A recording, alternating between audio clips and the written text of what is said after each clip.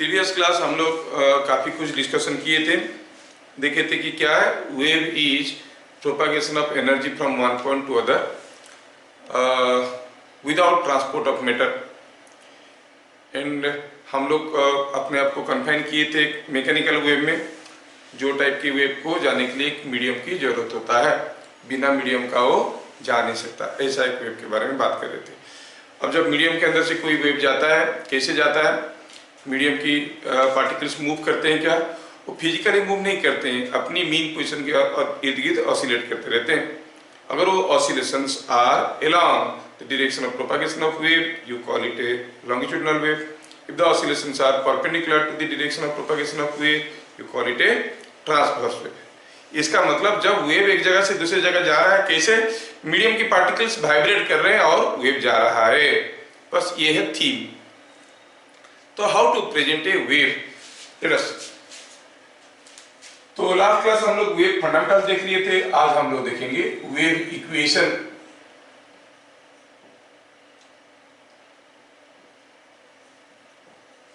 Wave equation मतलब क्या, what is this wave equation. हम जैसे हम लोग एसएचएम स्टार्ट किए थे तो क्या किए थे, डिस्प्लेसमेंट टाइम रिलेशनशिप बनाए थे, यहां पर भी डिस्प्लेसमेंट टाइम रिलेशनशिप बनाएंगे। अब सोचिए कि ये मान लो कि कोई एक लंबा सा रोप है, मैं क्या करता हूं, इस एंड को पकड़ के ऐसे ऊपर करके ऑसिलेट कर दिया, एक बार ऐसे कर दिया तो क्या हुआ, ये ऊपर गया नीचे आया, ऊपर गया नीचे आया, ठीक है। तो ये ऑसिलेट कर रहा था, जब ये ऑसिलेट कर रहा था तो क्या हुआ, जैसे मैं इसको ऊपर लिया नीचे लाया तो देखोगे इसमें आप ये ऊपर गए नीचे लाए, तो और फिर मान लो और नीचे भी लाए, ऐसे नहीं, एक बार ऐसे ऑसिलेट कर दिए तो इसमें एक वेव बन गया ऐसे, ठीक है ना, ऐसे ऐसे करके वेव जाने लगा। अगर हम इसको एक बार ऑसिलेट करके छोड़ देंगे, suppose only once you oscillate, what will find, एक बार ऑसिलेट करके छोड़ दोगे तो आप देखोगे, मान लो कि एक बार ऐसे भी ऐसे कर दी तो क्या होगा, इसमें एक वेव पॉज क्रिएट हो जाएगा, एक वेव पॉज, ये जो थ्रेड है इसका शेप कुछ ऐसे हो जाएगा जो कि ग्रेजुअली मूव करने लगेगा। थोड़ी देर के बाद देखोगे ये वेव पॉज कुछ और थोड़ा आगे आ गया है, यहां पर आ गया है, ठीक है, और थोड़ी देर बाद देखोगे और आगे गया है, और आगे गया है, धीरे धीरे will see that this pause is moving, ठीक है। So when a single wave like this is moving, you call it a wave pulse. खाली जानने के लिए, just for knowledge, don't note down. It is called a wave pulse.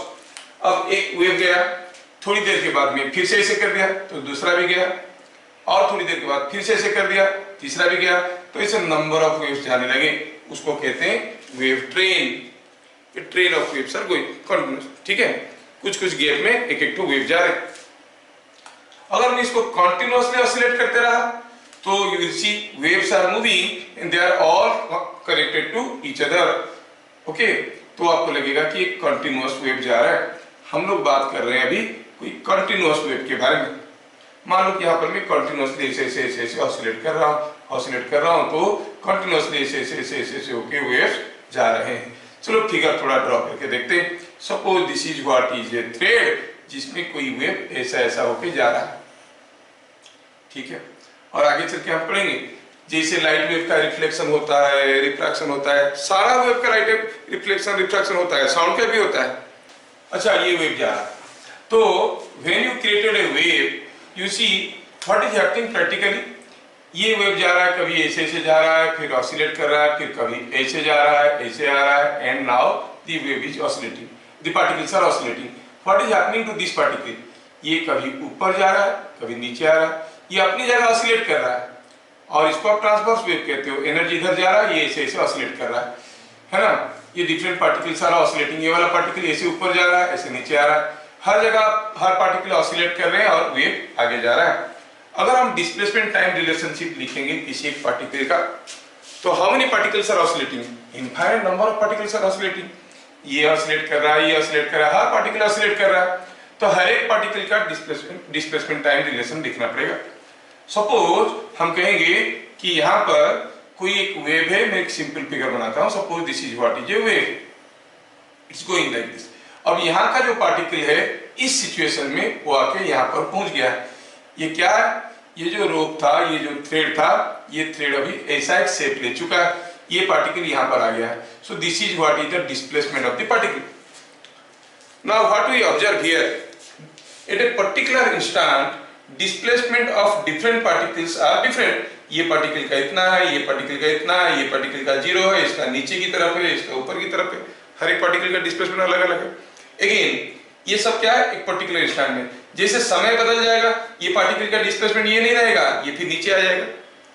That means हर एक particle का displacement समय के साथ बदल रहा है एंड हर एक पार्टिकल का डिस्प्लेसमेंट एक सेम टाइम में अलग अलग है। तो इक्वेशन ऑफ वेव कैसे बनेगा, हम कहेंगे equation of A wave is given by y is equal to a function of x and t।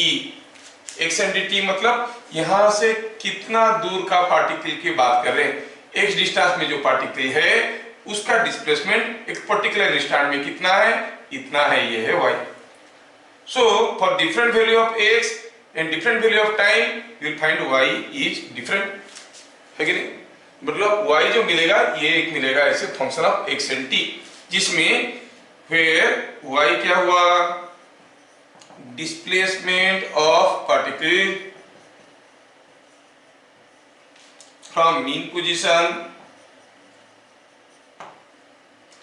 x क्या हो गया, डिस्प्लेसमेंट ऑफ वेव।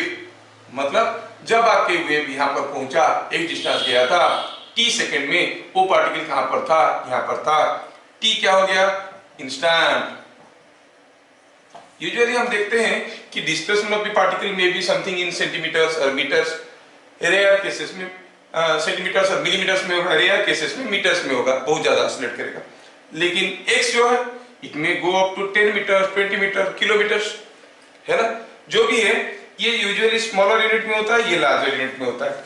जो भी है दोनों का डायमेंशन तो डिस्टेंस लेंथ है, तो उस चीज को ध्यान रखना।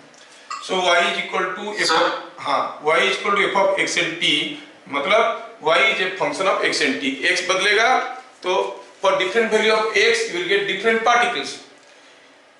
मान लो कि x is equal to 3, x is equal to 3 में ये वाला पार्टिकल आपको मिला, वो पार्टिकल का displacement at t is equal to 1 यहाँ पे, t इज इक्वल टू 2 हो सकता है यहाँ पे, t इज इक्वल टू 3 में हो सकता है यहाँ पे। सो x is locating you the particle, t is giving you the instant and y is giving you the displacement of the particle which is located at distance x from the starting। समझ में आया क्या? So you are using different terms like y is displacement of particle from mean position, x is displacement of the wave and t is the instant। हाँ बोलिए, आप कुछ बोल रहे थे। Sir displacement of wave sir थोड़ा समझ में नहीं। डिस्प्लेसमेंट ऑफ वेव का मतलब हुआ, मान लो कि जब मैं यहां से वेव क्रिएट किया, मैंने created the wave here, wave is going like this, इस डायरेक्शन में जा रहा है, वेव इस डायरेक्शन में जा रहा है। जब वेव यहां पर पहुंचा, ये पार्टिकल नीचे आने लगा, जब तक नहीं पहुंचा था नहीं जा रहा था। मतलब इतना दूर गया हुआ, इतना दूर जाने के बाद जो पार्टिकल के पास पहुंचा, उस पार्टिकल का डिस्प्लेसमेंट फ्रॉम मीन पोजीशन क्या हो रहा है एट एनी टाइम t। समझ में आ रहा है क्या? वेव गया था, वेव तो कंटिन्यूअसली इधर जा रहा था। सपोज दिस ये thread is suppose 50 metre long और ये सब ऑसिलेट कर रहे हैं 10 सेंटीमीटर में, तो 50 मीटर 30 मीटर दूरी पे जो पार्टिकल है उसका t is equal to 2 second में डिस्प्लेसमेंट क्या होगा फ्रॉम मीन पोजीशन। मतलब when x is 30 meter and t is equal to 2, what is y you want to know? That means y is a function of x and t। समझ में आया? अब इसके बीच में कोई भी रिलेशन आएगा तो that will be representing as a wave.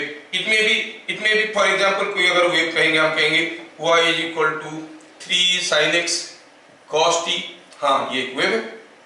Suppose y is equal to t into 1 by 2 plus x, yes ये भी तो x and t का एक रिलेशन हुआ। Everything will represent a wave.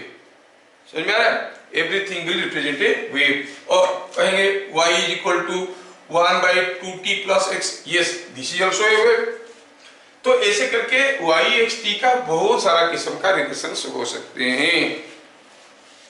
अब जो वेव बनेंगे वो वेव भी बड़े पिक्यूलियर शेप के होंगे। Don't think that the wave is always like that. ये भी हो सकता है कि कोई वेव दिखने में कुछ ऐसा किस्म का होके जा रहा है। They are very peculiar expressions, ठीक है, वेरी पिक्यूलियर एक्सप्रेशंस। बहुत सारे किस्म के वेव आपको मिलेंगे। When you are talking about a wave may be of variety. अच्छा, तो मेरा कहने का मतलब हुआ कि y is a function of x and t is representing the equation of a wave, where y is the displacement of the particle, x is the displacement of the wave, t is the instant। अब ये बहुत सारा wave के बीच में से हम एक particular type of wave को देखना है। What is a harmonic wave, ठीक है। when the relation between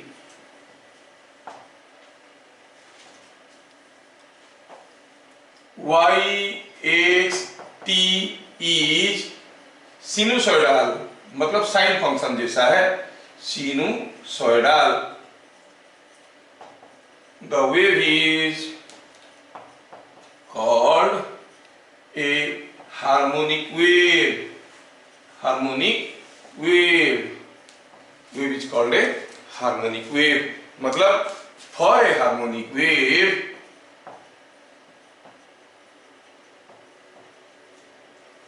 y का फंक्शन कैसे होता है? It is something like a sin omega t plus minus kx plus phi. ऐसा कोई एक रिलेशन आया, साइन आ सकता है, कॉस आ सकता है, cos and sine both are called sinusoidal waves, ठीक है। तो ऐसा वेव बन गया तो हम उसको कहेंगे हार्मोनिक वेव। तो 1000 किस्म की वेव बन सकते हैं, ठीक है। हम तो पहले मैकेनिकल नॉन मैकेनिकल से नॉन मैकेनिकल को भगा दिए, क्लास 12 में पढ़ेंगे बोलते। मैकेनिकल वेव में से 1000 किस्म की वेव बन सकते हैं, उसमें से हम लोग आगे सिनुसॉइडल वेव और हार्मोनिक वेव के ऊपर, हमारा आगे सारे हम हार्मोनिक वेव के ऊपर ही पढ़ेंगे। क्यों सर दूसरे वेव के बारे में क्यों नहीं पढ़ेंगे? उसके लिए पढ़ने के लिए थोड़ा आपको ज्यादा समझदार होना पड़ेगा। अगर बहुत सारा हार्मोनिक वेव अलग अलग वैल्यू ऑफ ओमेगा वाले को जोड़ देते हैं तो ऐसे कोई भी एक पिक्यूलियर वेव बन सकता है, that is called addition of harmonics. इसको इंजीनियरिंग में आप पढ़ोगे, कहते हैं फोरियर सीरीज। फोरियर सीरीज वो कहता है कि एनी पीरियडिक वेव, पीरियडिकली जो चेंज हो रहा है, any periodic wave is a combination of number of harmonic waves. समझ में आया? इसलिए हार्मोनिक वेव को पढ़ जाएंगे तो समझ जाएंगे, तो कोई भी वेव को हम नंबर ऑफ हार्मोनिक वेव्स को जोड़ के कर लेंगे, लेकिन that part is not included in the syllabus, ठीक है, वो हायर क्लास में मिलेगा। तो अगर कोई हम वेव को ऐसे रिप्रेजेंट करते हैं तो ये सब टर्म क्या है, ये सब भी जानना जरूरी है। Let us call it 50। ये सब टर्म क्या है, क्या है? हियर y क्या हो गया? डिस्प्लेसमेंट ऑफ पार्टिकल, कहां से? From mean position. a क्या हो गया? अब देखो ये साइन ऑफ सर्टेन थिंग है, इसका मैक्सिमम वैल्यू क्या होगा? साइन ऑफ कुछ भी ले लो, मैक्सिमम वैल्यू होगा 1। तो जब ये क्वांटिटी 1 हो जाएगा, y क्या है? a, मतलब y का मैक्सिमम वैल्यू क्या हुआ? एक्सक्यूज मी, y का मैक्सिमम वैल्यू हुआ a। तो a क्या है? It is maximum value of y, that is maximum displacement of particle from mean position, जिसको हम लोग अदरवाइज कहते हैं एम्पलीट्यूड। किसी वेव का एम्पलीट्यूड कितना होगा? जैसे मेरी रस्सी को ऐसे से ऑसिलेट करने लगा तो पता चला यहां पर का पार्टिकल का डिस्प्लेसमेंट तो इतना हुआ, ये पार्टिकल का डिस्प्लेसमेंट इतना हुआ। सो मैक्सिमम डिस्प्लेसमेंट क्या हुआ? ये चीज हो गया एम्पलीट्यूड ऑफ द वेव। समझ में आ रहा है? Amplitude of the wave is this. अब ये एम्पलीट्यूड कितना होगा कौन डिसाइड करेगा? डिसाइड करेगा कौन? जो ऑसिलेट करवा रहा है। अगर वो धीरे धीरे ऑसिलेट करवाएगा तो छोटे एम्पलीट्यूड के वेव जाएंगे, जोर से ऑसिलेट करवाएगा बड़ा एम्पलीट्यूड का वेव जाएगा। सो ए कौन डिसाइड करता है? A depends on external agent producing wave, जो वेव बना रहा है उसके ऊपर डिपेंड करता है। अगर समझ में आया तो आप बताओगे क्या? ए का यूनिट क्या होगा? मीटर। वाई का मैक्सिमम वैल्यू यस मीटर में होगा। थोड़ा ये सब सुनने में समझने में थोड़ा तकलीफ हो सकता है, लेकिन थोड़ी देर आगे जाके आने का जब पीछे मुड़ के देखोगे बोले हाँ समझ में आया। क्योंकि these are all new concepts, no? So it may be slightly confusing. लेकिन जैसे थोड़ा आगे चले जाएंगे फिर पीछे मुड़ के देखेंगे तो चीजें लगेंगी अच्छा ये था क्या, हम लोग ऐसे सोचते थे। जैसे कोई छोटा सा बच्चा जब 2's टेबल याद करता है उसको बड़ा अजीब सा लगता है, क्या ये 2's टेबल कैसा हो गया, 2 4 जा 8, उसको कोई लॉजिक पता नहीं चलता है। लेकिन अभी समझो तो हाँ समझ में आ रहा है 2 4 जा 8 कैसे हो रहा है। इसलिए थोड़ा सा सब्र करिए, थोड़ा आगे जाने के बाद जब पीछे मुड़ के देखेंगे हाँ चीजें समझ में आया ऐसे लगेगा। सो ए is y maximum, that is amplitude which depends upon the external agent. Next term क्या हुआ, omega. Omega is called angular frequency, is called angular frequency. इसका यूनिट क्या होगा, रेडियन पर सेकेंड। जिसको चाहो तो आप 2 पाई f लिख सकते हो, f is frequency in hertz, और 2 पाई बाई t लिख सकते हो, t is time period of oscillation. अब सोचने वाली चीज हुआ कि ओमेगा डिसाइड करेगा कौन, who will decide the value of omega. अब देखो मैं अगर यहाँ पर इसको ऐसे ऐसे ऑसिलेट कर रहा हूँ, 1 सेकेंड में अगर 25 बार कर रहा हूँ तो 25 तो वेव निकल के जा रहे हैं, 1 सेकेंड में अगर 10 बार कर रहा हूँ 10 तो वेव निकल के जा रहे हैं। How many waves are produced per second, that is called F. F क्या हो गया, इसको मिटाएंगे, इसको मिटाएंगे और लिखेंगे यहाँ पे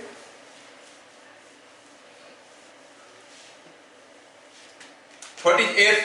f is number of waves produced per second, number of waves produced per second। कौन वेव प्रोड्यूस कर रहा है, कोई एक्सटर्नल एजेंट, मतलब who will decide the value of f? an external agent will decide the value of f. it depends on external agent। SHM में frequency किसके ऊपर depend करता था, सिस्टम फिजिकल पैरामीटर्स के ऊपर, लेकिन अभी डिसाइड हो रहा है कौन, जो ऑसिलेट करवा रहा है, जो वेव प्रोड्यूस कर रहा है, कितना तो वेव हो पर सेकंड प्रोड्यूस कर रहा है वो अपना मर्जी। मैं कोई रस्सी को ऐसे पकड़ के 10 बार ऑसिलेट कर सकता हूँ, 2 बार भी ऑसिलेट कर सकता हूँ। How many waves I am producing per second depends upon the external agent. तो ध्यान रहना चाहिए कि ये सब पैरामीटर कौन कौन डिसाइड करता है। और फ्रीक्वेंसी के बारे में तो एक इंपॉर्टेंट चीज ये है कि एक बार कोई वेव बन गया, एक बार कोई वेव बन गया मतलब मान लो कि मैं कोई लंबा सा रस्सी था, उसको 1 सेकंड में 10 बार ऑसिलेट कर लिया तो 10 वेव बन गया और गया, उसका फ्रीक्वेंसी हुआ 10। टाइम पीरियड क्या हुआ, 1 सेकंड में 10 वेव बना, टाइम पीरियड हुआ 1/10, 1/10 सेकंड में एक वेव बना रहा हूं, तो एक वेव का बनने का टाइम पीरियड था t, दैट इज 1/10 सेकंड्स। अच्छा फ्रीक्वेंसी 10 बन गया, अगर मैं 10 वेव बना के छोड़ दिया, वो चाहे कितना भी दूर जाएगा, अब मान लो ये रस्सी में मैं 10 वेव पर सेकंड बना के छोड़ दिया ऐसे ऐसे, अब कितने भी समय के बाद कहीं भी आप वेट करो तो देखोगे आपको हर 1 सेकंड में 10 number of waves are crossing, 10 कभी 11 या 9 नहीं हो जाएगा। कहने का मतलब हुआ frequency of A wave can not be changed, can never be changed, भगवान भी नहीं बदल सकते। ये बड़ा एक इंपॉर्टेंट क्लू है कि किसी भी वेव का फ्रीक्वेंसी को कोई बदल नहीं सकते। हम talking about mechanical wave, non mechanical wave के केस में, इलेक्ट्रोमैग्नेटिक वेव के केस में भी ऐसे ही होता है, but there is a very rare case जहां पर वैसे नहीं होता है, that is called Compton effect, वो पढ़ेंगे क्लास 12 में, and that also comes in case of non mechanical waves. अभी तो हम लोग मैकेनिकल वेव की बात कर रहे हैं, तो ध्यान रहे कि किसी एक वेव बन गया है तो उसका फ्रीक्वेंसी को कोई बदल नहीं सकता। Frequency of a wave can never be changed। एक बार बन गया, किसी भी मीडियम से जा रहा है, फ्रीक्वेंसी नहीं बदलने वाला, फ्रीक्वेंसी will remain same। समझ में आया? When I am shouting, तो I am creating some sound waves of some frequency। When a girl is shouting, she is also producing some sound waves। लेकिन लड़कियों का क्या होता है, they produce more number of sound waves पर second, उनका frequency ज्यादा होता है। जितना मोटा आवाज आता है, ध्यान रहे कि वो लो फ्रीक्वेंसी के होते हैं, जितना पतला आवाज आता है वो हाई फ्रीक्वेंसी के होते हैं। समझ में आया? जितना मोटा आवाज वो उतना लो फ्रीक्वेंसी का, जितना पतला आवाज उतना हाई फ्रीक्वेंसी का। ठीक है, अब बताओ तबले, कोई तबला बजा रहा है उसका फ्रीक्वेंसी ज्यादा होगा कि कोई हारमोनियम बजा रहा है उसका साउंड का फ्रीक्वेंसी ज्यादा होगा? हारमोनियम का फ्रीक्वेंसी ज्यादा होगा कि तबले का? हारमोनियम सर हार्मोनियम हारमोनियम कितना पतला आवाज है, समझ में आ रहा है? मैं अगर करता हूँ it is of low frequency, ऐसे करता हूँ मतलब it is of high frequency. दोनों का फ्रीक्वेंसी अलग अलग है, लेकिन एक बार मैं अगर इसको करके साउंड बना दिया, उस साउंड को लेके कुछ भी छेड़खानी करके उस साउंड को आप पतला नहीं कर सकते। You can never change the frequency of A sound. समझ में आया क्या? वो बहुत इंपॉर्टेंट है, वो आपको याद रखना पड़ेगा। मोटा आवाज मतलब साउंड के बारे में, और इन जनरल अलग अलग फ्रीक्वेंसी में साउंड के बारे में तो हम कहेंगे कि लो फ्रीक्वेंसी मतलब मोटा आवाज आ रहा है। तो हम लोग ए देख लिए, ओमेगा देख लिए, प्लस माइनस है, देखेंगे क्या है ये के देख लेंगे। के क्या है? K is called propagation constant. Propagation constant. अच्छा, एफ का यूनिट क्या होगा? हर्ज में होगा, क्योंकि number of waves produced per unit time 1/सेकंड। इसको आप 1/सेकंड कह सकते हो, और हर्ज कह सकते हो, और सेकंड इनवर्स कह सकते हो, और सेकेंड इनवर्स। ठीक है, क्योंकि number of waves produced per second, 10 number of waves are produced in 3 seconds, तो क्या हो गया unit? 10/3 second inverse. So frequency is 10/3 second inverse.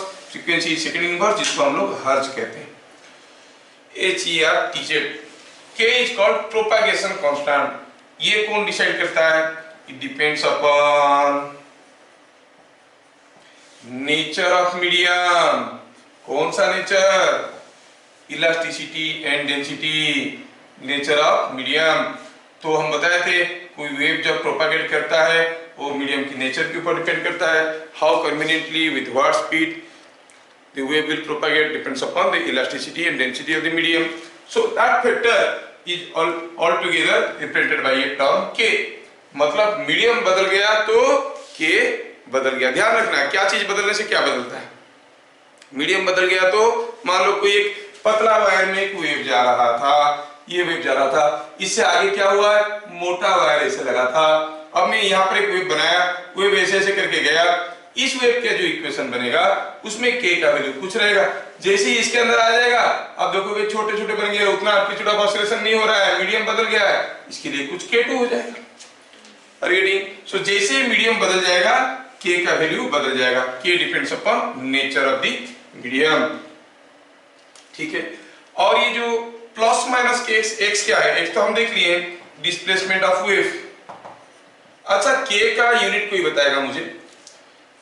आप जानते हो साइन ऑफ सर्टेन थिंग्स, मतलब ये पूरा चीज एक एंगल है, पूरा चीज एक एंगल है तो यूनिट है रेडियन। रेडियन है तो उसका डायमेंशन क्या है? रेडियन का कोई डायमेंशन नहीं होता, there is no dimension for angle. और कोई डायमेंशन नहीं है मतलब ये सारा क्वांटिटी डायमेंशन लेस है। ये सारा क्वांटिटी डायमेंशन लेस होने के लिए एक्स तो हमारा मीटर में था, डायमेंशन लेस कब होगा ये क्वांटिटी? फिर K इज मीटर इनवर्स। इसका मतलब यूनिट ऑफ K, ये जरूरी है लिखना, unit of K is metre inverse. डरना मना है। आगे आगे देखो चीजें बहुत आसान लगेगा, ये तो बेसिक शुरुआत है। फिर आ गया नेक्स्ट x। x क्या है? Displacement of wave. Obviously length है तो मीटर में ही रहेगा। एक यहाँ पर प्लस माइनस साइन आया है, क्यों आया है प्लस माइनस साइन? में समझाता हूं। प्लस kx का मतलब हुआ वेव प्रोपागेट्स, में प्रूफ करूंगा इसको, ये सबको प्रूफ करूंगा। Plus kx means wave propagates along negative x axis।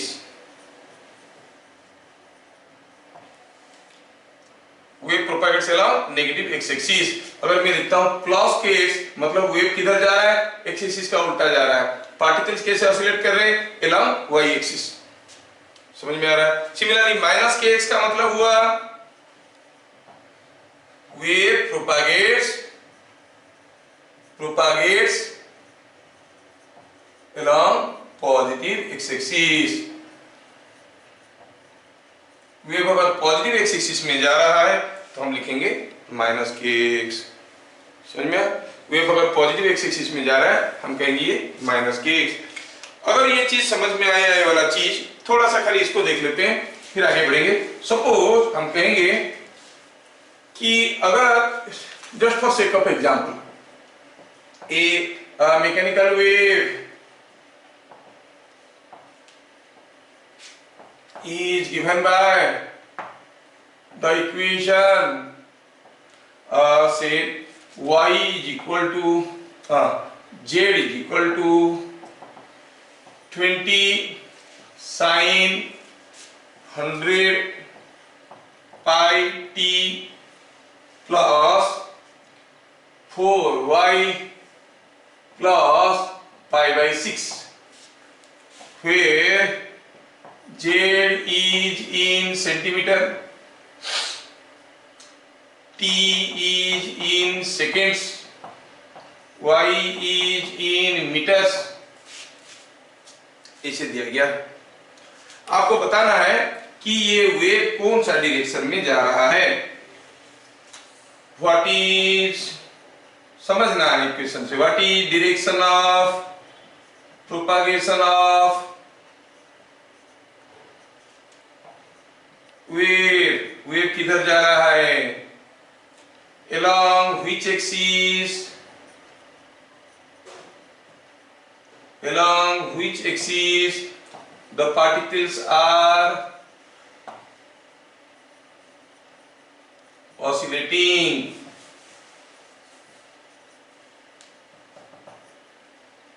Bit number 3, what is amplitude of wave, जितना हम लोग समझे, amplitude and frequency of wave। ठीक है, ये 3 क्वेश्चन पूछा गया। देखो कितना सिंपल है, जितना हम समझे उसको कसरत करने की कोशिश करते हैं। ठीक है, क्या देख चुके हैं इसमें, हमारा जो इक्वेशन था कैसे था, y is equal to a sin omega t plus minus kx plus phi 0 ऐसा फॉर्म में था। अब ये जो इक्वेशन ऐसा फॉर्म में था उसमें से हमारा k क्या था, प्रोपागेशन कांस्टेंट, ठीक है, और फ्रीक्वेंसी ऑफ द वेव, अच्छा ठीक है, और ये प्लस kx का मतलब wave was propagating along negative x axis. आप पूछोगे सर प्लस kx से नेगेटिव x एक्सिस कैसे होता है, सवाल करिए, बताएंगे आगे, प्रूव करेंगे उसको। माइनस kx मतलब wave is propagating along positive x axis, ये सारा चीज देख लिए। आप इसको भी ध्यान से देखिए ये एक्सप्रेशन को। अब बताइए ये वेव कौन सा डायरेक्शन में जा रहा है। Here you have written plus 4y means wave is going in which direction, negative y axis, plus 4y लिखा है, 4x लिखा होता तो नेगेटिव x एक्सिस बोलते हैं, लेकिन यहाँ पर तो लिखा है प्लस 4y, तो पहला बिट का आंसर क्या हो गया, बिट नंबर का वन का आंसर हुआ along नेगेटिव y एक्सिस। अच्छा, कोई वेव नेगेटिव ये x एक्सिस से ये y एक्सिस, वेव इधर जा रहा है, किधर, नीचे। How are the particles vibrating? Along which axis the particles are vibrating? The displacement. Listen. Displacement of the particle from mean question is given something z. It means it is oscillating along z axis. Are you getting? जो particle y axis में oscillate कर रहे थे और move कर रहा था along x axis, तो y यहाँ पर x लिखते थे, लेकिन यहाँ पर क्या दिया है, पार्टिकल का डिस्प्लेसमेंट फ्रॉम मीन पोजीशन दिया है, कितना, z दिया है, मींस ये वेव नीचे जा रहा है और इसमें जो पार्टिकल्स है ना वो ऐसे z एक्सिस ऐसा होता है, so they are all oscillating along z axis. तो बिट नंबर 2 का आंसर क्या हुआ, along z एक्सिस। अगर मैं यहाँ पर z की जगह x लिखा होता तो आप कहते पार्टिकल्स नीचे, वेव नीचे जा रहा है और पार्टिकल्स ऐसे ऑसिलेट कर रहे हैं, लेकिन लिखा क्या है, z, मतलब पार्टिकल्स ऐसे ऑसिलेट कर रहे हैं। 3D में कैसे दिखा है आपको, समझ में आ रहा है क्या। अच्छा, तीसरा हुआ, पूछा है बताओ what is the amplitude and frequency, क्या बता सकते हो इस केस में एम्पलीट्यूड क्या लेंगे, what is amplitude of the wave. 20 तो है, दिख रहा है, कंपेयर करेंगे तो ये एम्पलीट्यूड आ रहा है, बट उसका यूनिट क्या होगा, unit of amplitude is in terms of y और इन टर्म्स ऑफ z। अरे एम्पलीट्यूड क्या था, z का मैक्सिमम वैल्यू, z का मैक्सिमम वैल्यू था, z किसमें दिया है, सेंटीमीटर में, तो हम कहेंगे इट इज 20 सेंटीमीटर। ध्यान रखना, y दिया है मीटर में, लेकिन ये z दिया है डिस्प्लेसमेंट। एम्पलीट्यूड क्या है? Maximum displacement from mean position, and displacement from mean position is given by something centimetre. ठीक है, पूछा है फ्रीक्वेंसी। अच्छा, यहाँ पर ओमेगा कितना है? इफ यू कंपेयर, यहाँ पर होता है साइन ओमेगा टी, मतलब यहाँ पर ओमेगा हो गया 100 पाई रेडियन पर सेकेंड, लेकिन पूछा है फ्रीक्वेंसी, एंगुलर फ्रीक्वेंसी नहीं पूछा है।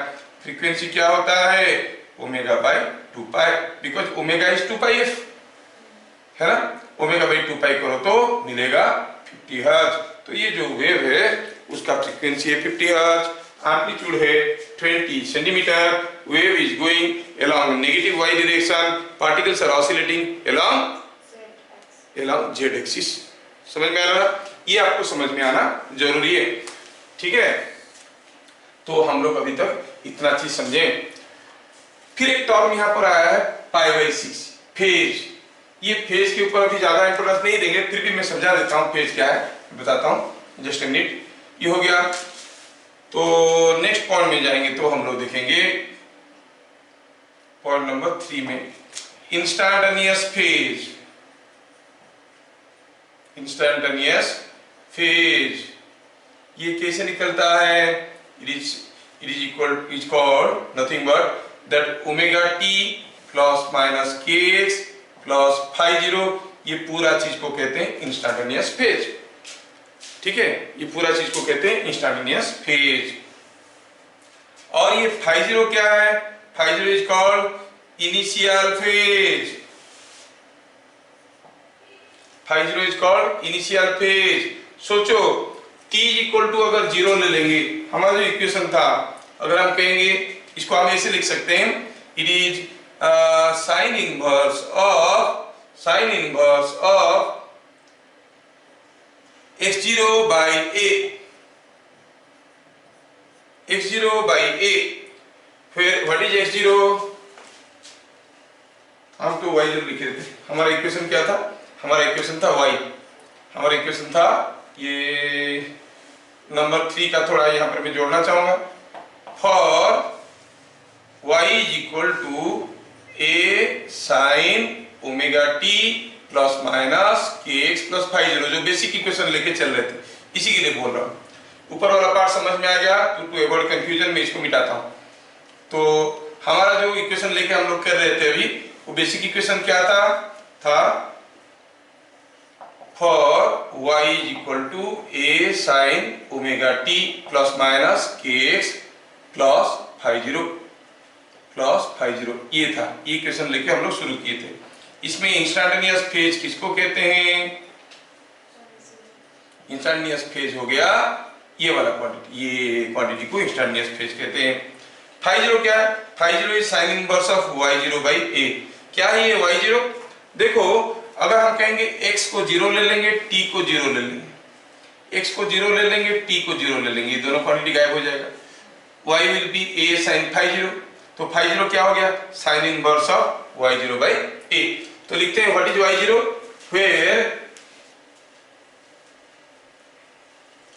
where just a minute, where y0 is displacement of particle, where y0 is initial displacement of particle from mean position,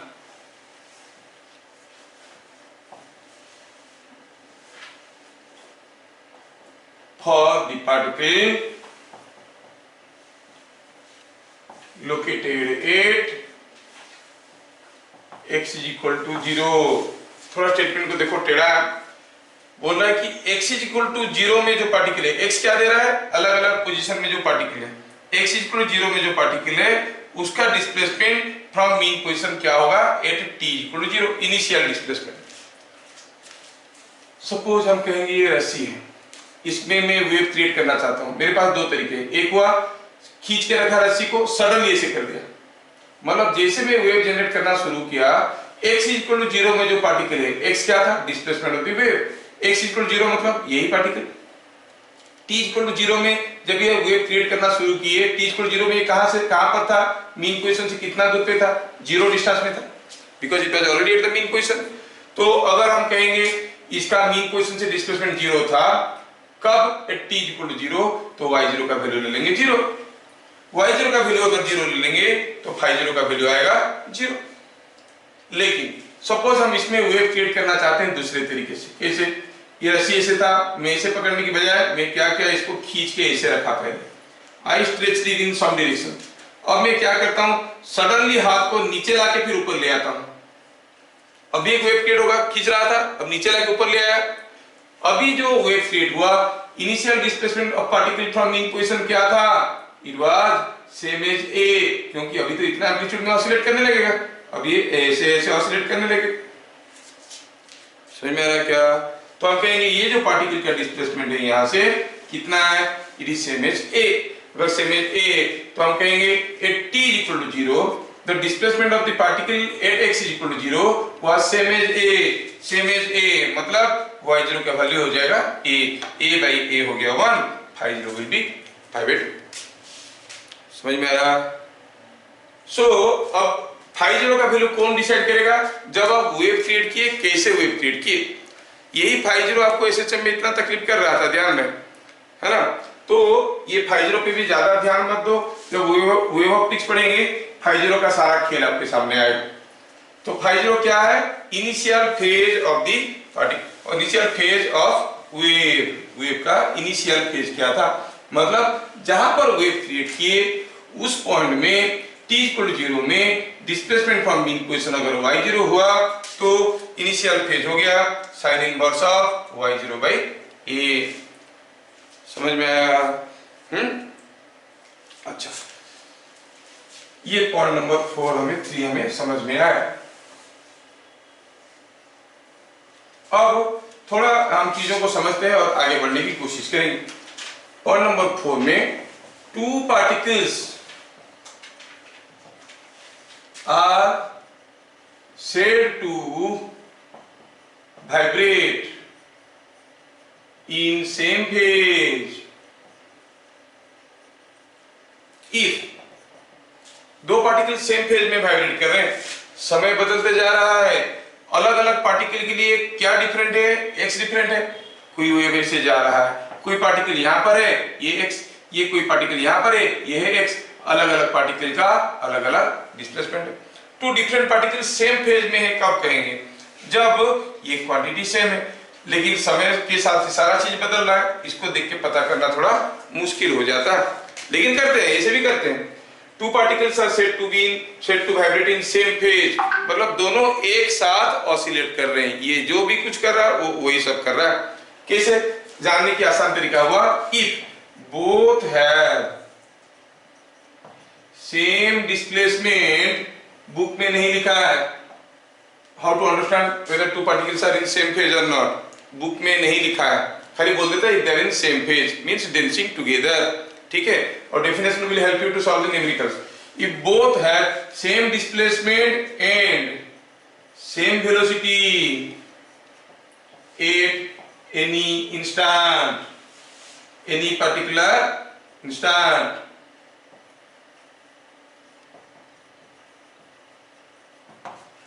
समझ में आया क्या?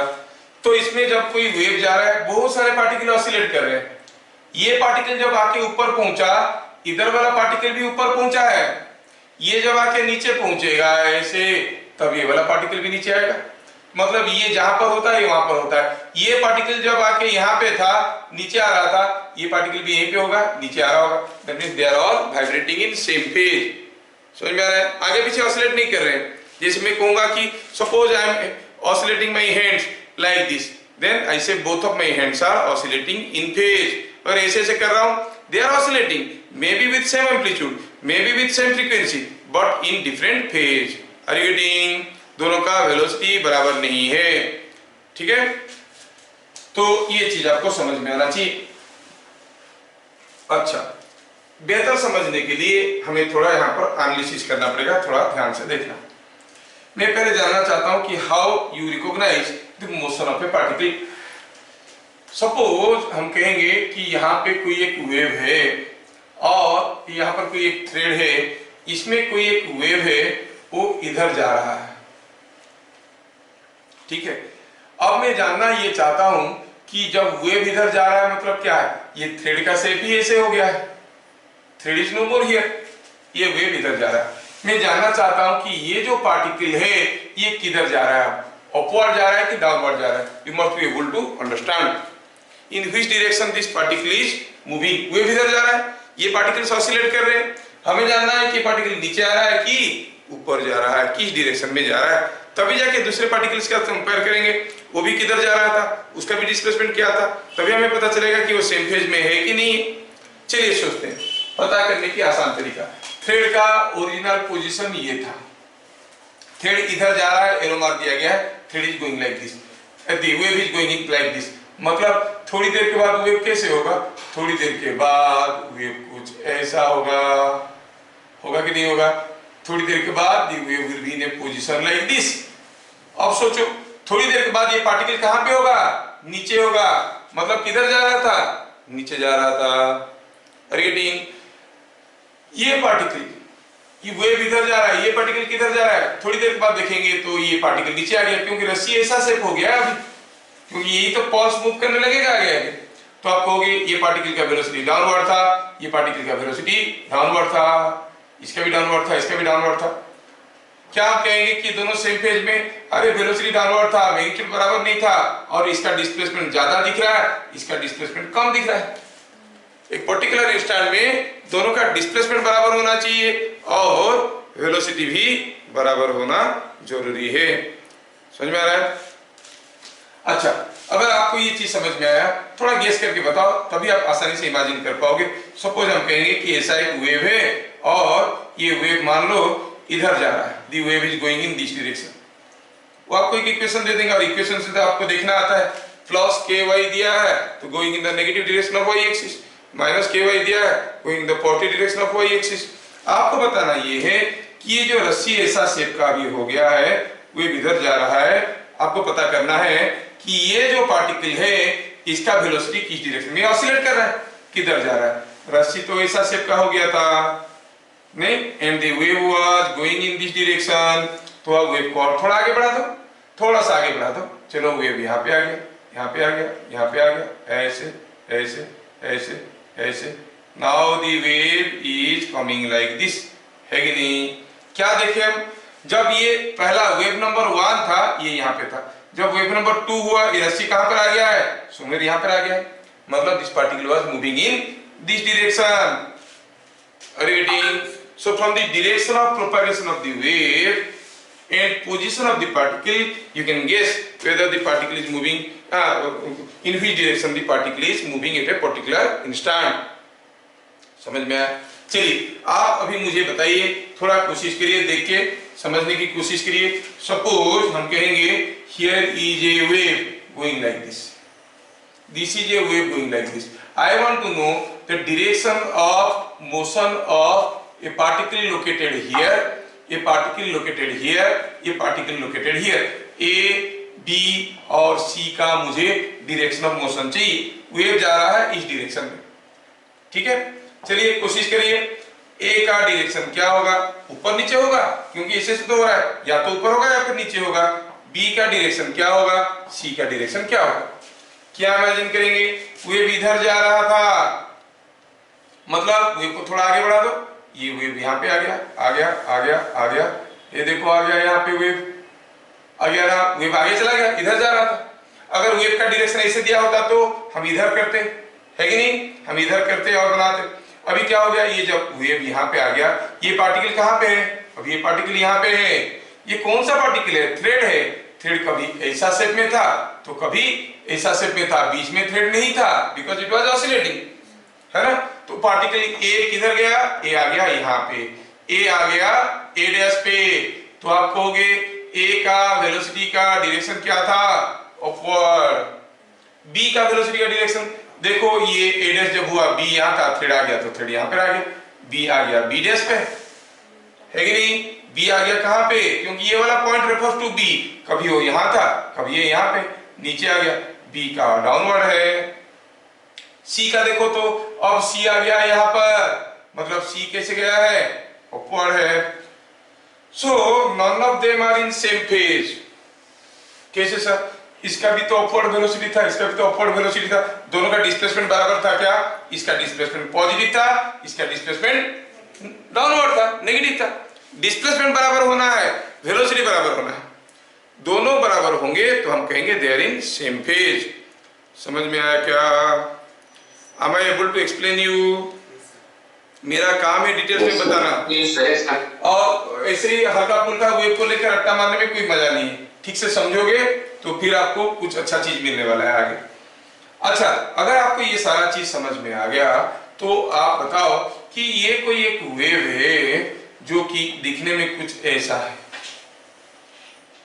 चलो मानते हैं कि ये वेव इधर जा रहा है, क्या आप गेस करके बता सकते हो? ये एक पॉइंट लिया हूं ए, ये एक पॉइंट बी, ये एक पॉइंट सी, ये एक पॉइंट डी, ये ई, ये एफ, ये जी, ऐसे करके सेवरल पॉइंट्स, मतलब रस्सी और यहाँ पे नहीं है, ये रस्सी ऐसा शेप ले चुका है और वेव आगे जा रहा है। क्या आप बता सकते हो which point is in phase with B? B के साथ सेम फेज में कौन है जिसका डिस्प्लेसमेंट B का जैसे बराबर होगा और वेलोसिटी भी बराबर होगा, है कि नहीं? ध्यान से देखें तो B ऊपर की तरफ डिस्प्लेस्ड है, E भी तो ऊपर की तरफ डिस्प्लेस है, F भी तो ऊपर की तरफ डिस्प्लेस है, तो B E F तीनों का डिस्प्लेसमेंट बराबर दिख रहा है, बट सिर्फ डिस्प्लेसमेंट आपको फेज के बारे में कोई जानकारी नहीं देता है। We have to see their velocities. तो वेव अगर ऐसे आ रहा है तो गेस करके पहले बताओ कि B किधर जा रहा है, इन which direction B is going, upward और डाउनवर्ड। वेव इधर आ रहा है तो थोड़ा इसको आगे ले लो, ये डाउनवर्ड। चलो इमेजिन कर लिया आप लोग, बहुत बढ़िया है। B is coming downwards. E सोचो थोड़ी देर बाद वेव आगे आ रहा है, इधर आ रहा है, तो वेव यहाँ पे होगा, है कि नहीं? तो ये वाला पॉइंट कहाँ पे आ गया होगा, नीचे आ गया होगा, ये आगे आ गया होगा, सॉरी ये ऐसे आएगा, थोड़ी देर के बाद ये पॉज कैसे होगा, इधर आ गया होगा ना। E किधर गया है, ऊपर, E गया है ऊपर। क्या B और E का डिस्प्लेसमेंट तो बराबर है, क्या वो सेम फेज में? नहीं, क्योंकि B नीचे आ रहा था, E ऊपर जा रहा था। थिंक अबाउट F, F क्या था, F नीचे आ रहा था, यस F नीचे आ रहा है, तो दिख रहा है कि B का डिस्प्लेसमेंट F का डिस्प्लेसमेंट बराबर है और दोनों का वेलोसिटी भी डाउनवर्ड है, तो हो सकता है कि they are in same phase. Are you getting? क्योंकि आगे हम लोग वेवलेंथ पढ़ने वाले हैं, उसके बारे में पढ़ेंगे, जहां पर टू कंसेक्यूटिव पॉइंट्स के बीच में डिस्टेंस को वेवलेंथ कहते हैं, जो कि सेम फेज में है।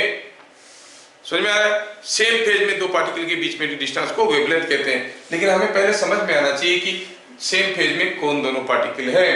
फेज कैसे डिसाइड होता है? From the displacement and velocity. अगर दो पार्टिकल का डिस्प्लेसमेंट एंड वेलोसिटी किसी पर्टिकुलर इंस्टेंट में सेम है तो हम कहेंगे they are in same phase. समझ में आया? अच्छा, तो पता चल गया यहाँ पे फिगर से कि B and F are in same phase. Okay, now मैं इसको मिटाता हूं।